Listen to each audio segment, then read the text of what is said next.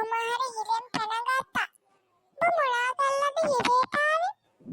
මම හිරේට ආවේ හොර සල්ලි අච්චු ගහලා. 100 කොළ ගැහුවේ ගෙලින්ම.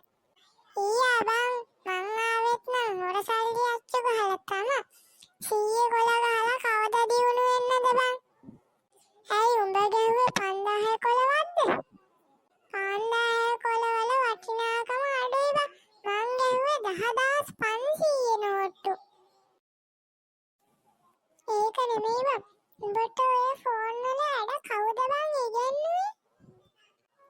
අයියෝ බං ඒක රහසක්. මං කාටවත් කියන්නේ නෑ.